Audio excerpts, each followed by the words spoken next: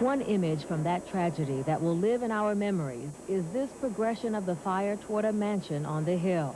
We watched in horrible fascination as the relentless flames moved ever closer to the house above the Claremont Hotel. There was no stopping the fire as it consumed that house and more than 3,000 other dwellings, killing 27 of our neighbors. This is the main level. The area had hardly cooled down before owner Ronnie Rogers, who hadn't even moved into the house yet, was making plans to rebuild. His spirit typical of those determined to see this area come back. I think to have people who are building and showing signs of the next step forward, regardless of who it is going to be a very positive, give a very positive feeling for the people who lost their homes. 17 people lost their lives in a terrible series of highway wrecks on I-5 in the San Joaquin Valley.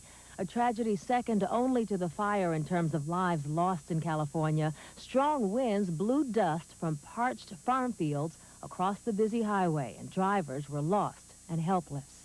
We were doing about 25 miles an hour, so we stopped.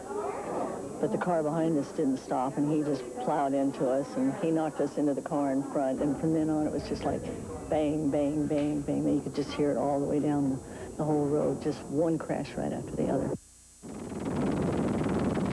In the scenic North State, a tragedy of a far different kind, an environmental tragedy.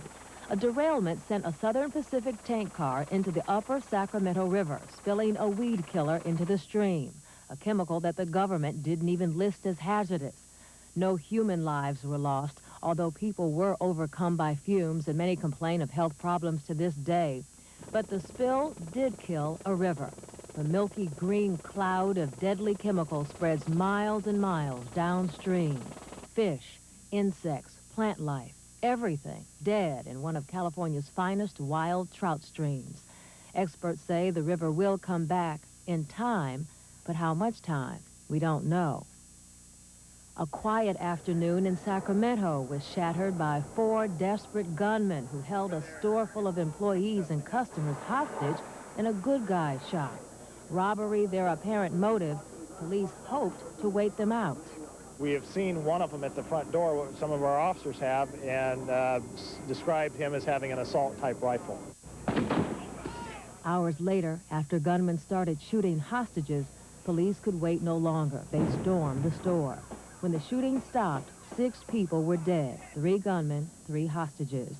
A 4th gunman survived and awaits trial. Anger turned into violence in San Francisco as the gay community protested Governor Wilson's veto of a gay job rights bill. If Pete Wilson won't listen to the people of California, let's take it to the people! The speaker had political action in mind, not what followed. A few of the demonstrators went on a rampage at the State Building in the Civic Center. 8 were charged and will stand trial. I, Susan Hammer. I, Susan Hammer. Do solemnly affirm. Susan Hammer was sworn in as mayor of San Jose. 1991 was a year in political turnover in the Bay Area's 3 largest cities. In Oakland, Elihu Harris brought an end to the long reign of Mayor Lionel Wilson. And Frank Jordan is about to take office and end the brief rule of Art Agnos in San Francisco after a campaign that hit home with a lot of voters. Obviously, he talked about keeping the streets cleaner. He talked about getting the panhandlers off the streets and dealing with the homeless problem better than I could, and graffiti off the Muni, and obviously that had an appeal to people. Well, January the 8th, Jordan will begin his rule at City Hall. And then also what happened this year among Bay Area people that we said goodbye to: rock promoter Bill Graham and Alameda County Supervisor Charlie Santana. Well, when we come back, ringing in the new year, this ancient tradition sure to cause some good vibrations.